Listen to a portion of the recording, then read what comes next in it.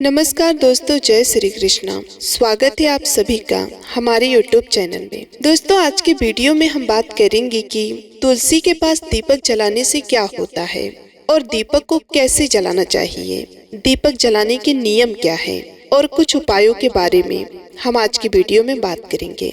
दोस्तों, आज के वीडियो में हम जिस उपाय के बारे में बात करेंगे उस उपाय को यदि आप सभी लोग करते हैं तो उससे माता लक्ष्मी अति शीघ्र प्रसन्न होती हैं। दोस्तों, सनातन धर्म में तुलसी के पौधे को पूजनीय माना जाता है और शास्त्रों के अनुसार तुलसी में माँ लक्ष्मी के साथ साथ भगवान विष्णु का भी वास होता है और वही तुलसी की जड़ों में भगवान शालिग्राम का वास होता है।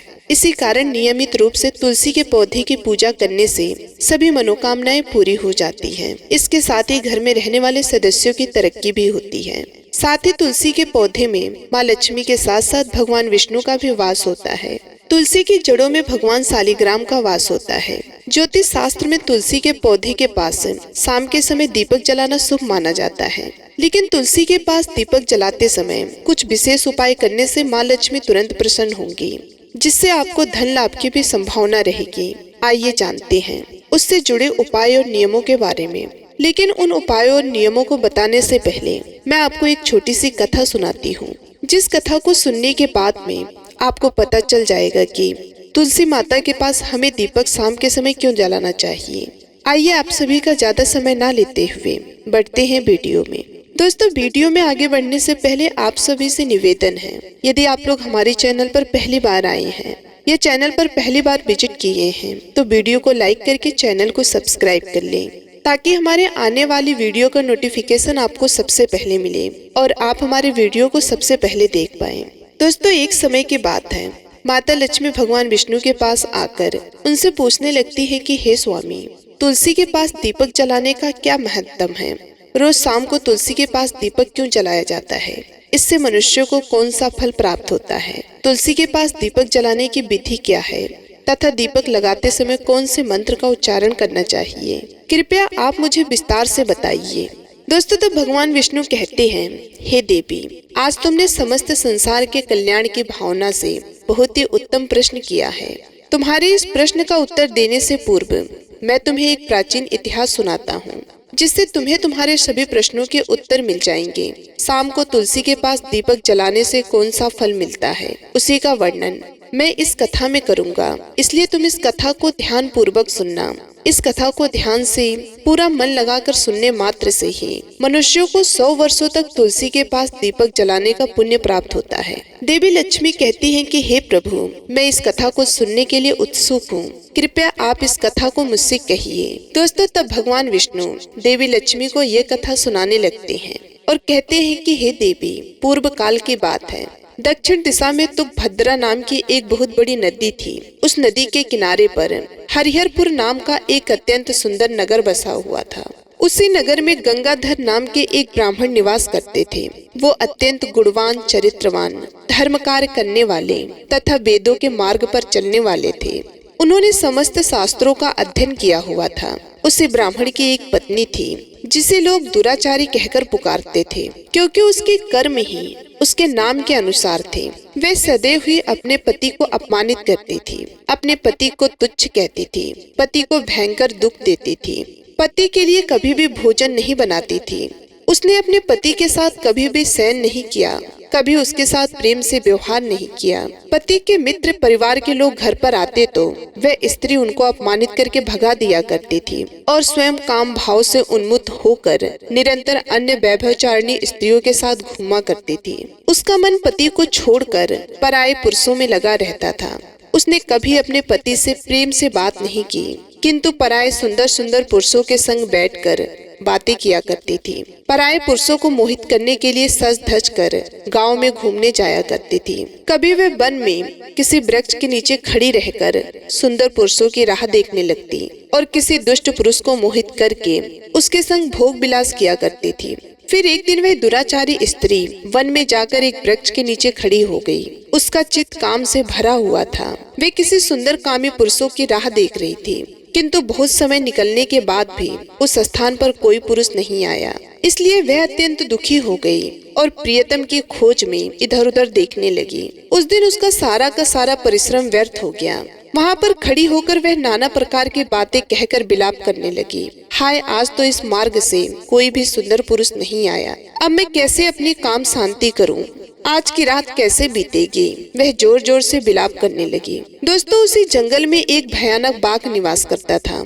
उस पापनी स्त्री की आवाज सुनकर वह जाग गया और उछलकर उस स्त्री का भक्षण करने के लिए उसके पास आ गया। उस भयंकर बाघ को देखकर उस स्त्री के पसीने छूटने लगे।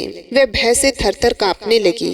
वह स्त्री कुछ करती, इतने में ही उस बाघ ने अपने पंजे से उसे घायल कर दिया और वह स्त्री जमीन पर गिर पड़ी। जमीन पर गिरते ही वह स्त्री चिल्लाते हुए बोली, अरे बाघ, तू किस लिए यहाँ पर आया है? मुझे क्यों मार रहा है? मैं यहाँ पर अपने प्रियतम की खोज कर रही थी। तू मुझे छोड़ दे। मेरा भक्षण करके तुझे क्या मिलेगा? दोस्तों, उस स्त्री की यह बात सुनकर वह भयानक बाघ क्षण भर के लिए वहीं पर रुक गया और हंसता हुआ बोलने लगा कि हे दुष्टा, आज विधाता ने तुझे मेरा ग्रास नियुक्त किया है। तुझ जैसे पापनी स्त्रियों का भक्षण करना ही मेरा काम है, तभी मुझे इस शरीर से मुक्ति मिलेगी। वह स्त्री कहने लगी कि हे बाघ, तुम कौन हो? मुझे सच सच बताओ, तुम्हें किस कारण से बाघ बनना पड़ा और तुम मुझ जैसी स्त्रियों का भक्षण क्यों करते हो? पहले मुझे सारी बात बताओ और उसके बाद फिर तुम मेरा भक्षण करो।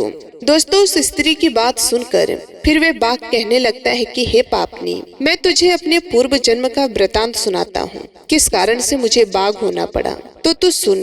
दोस्तों, फिर वह बाघ उस स्त्री से कहने लगता है कि हे पापनी, हे दुराचारी, मेरी बातों को ध्यान से सुनना।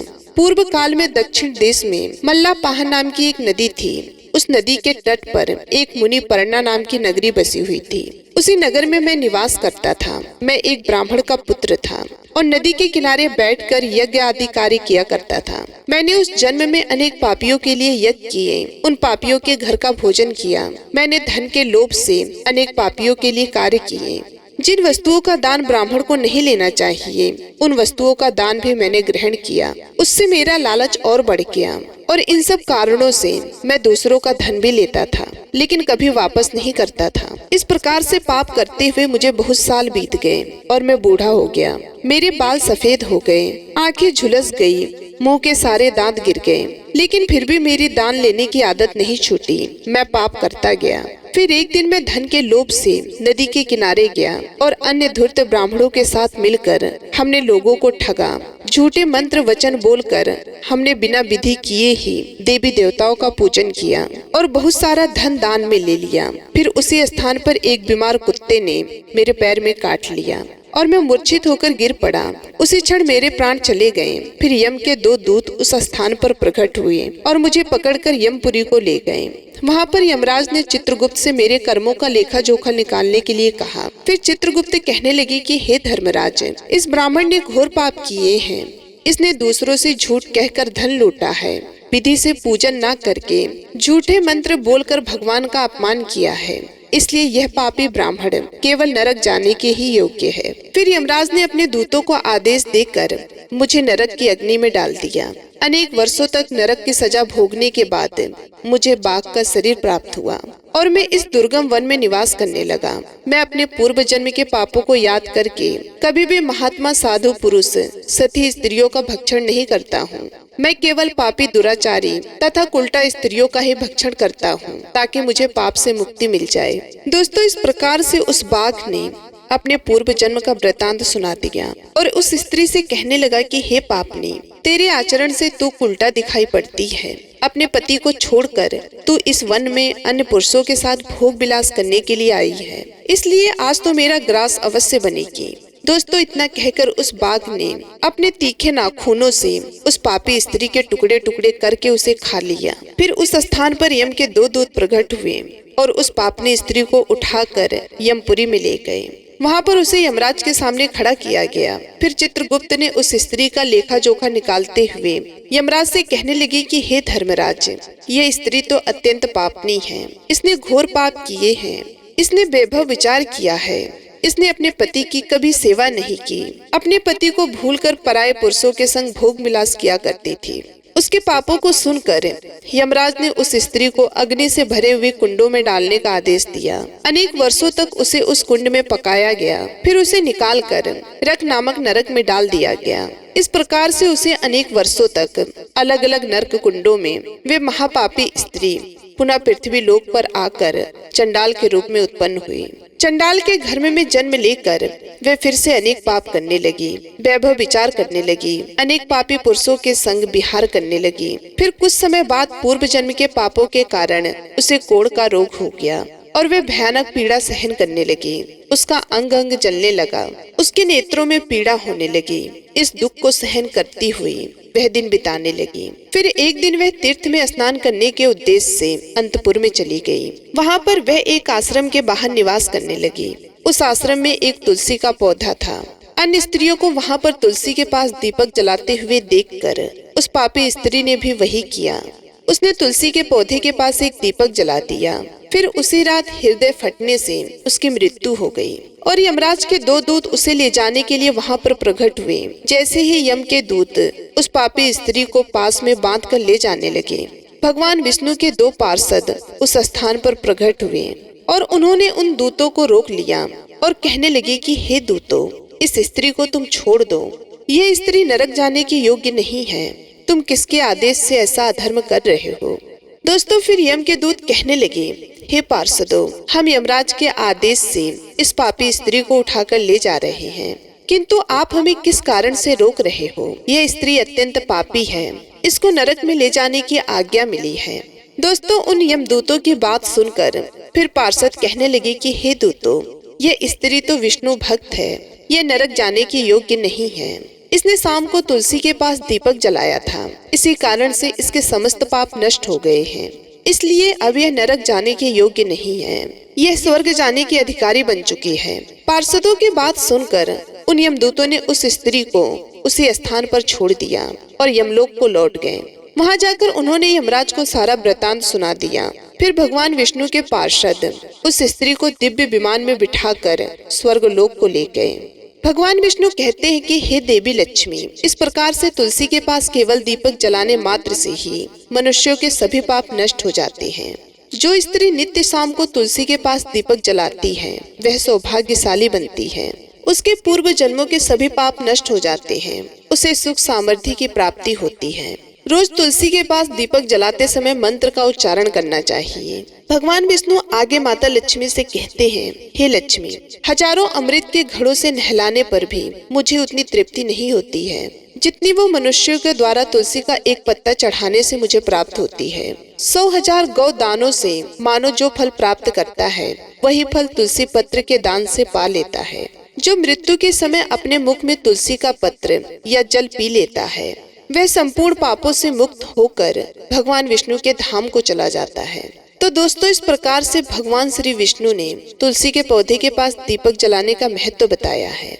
लेकिन तुलसी पर दीपक जलाते समय कुछ विशेष उपाय करने से माँ लक्ष्मी तुरंत प्रसन्न होती हैं। आपको धन के लाभ की संभावना भी होती है। आइए जानते हैं इससे जुड़े उपाय के बारे में। दोस्तों, शाम को नियमित रूप से तुलसी के पौधे के नीचे घी का दीपक जलाएं। संभव हो तो दीपक में थोड़ी सी हल्दी डाल दें। इस उपाय से आर्थिक तंगी से छुटकारा मिलेगा।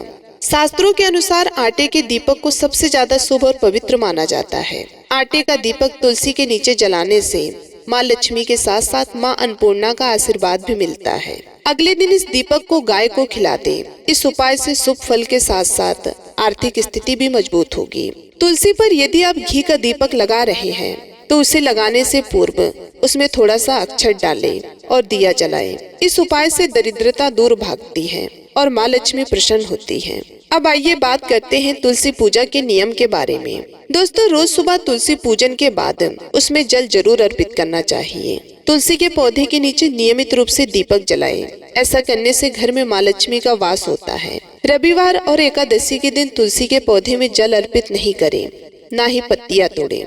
तुलसी की नियमित रूप से पूजा करने से जीवन में चल रही परेशानियों से छुटकारा मिलता है। तो दोस्तों, उम्मीद करती हूँ आज की ये वीडियो और आज की ये कथा आपको बेहद ही पसंद आई होगी।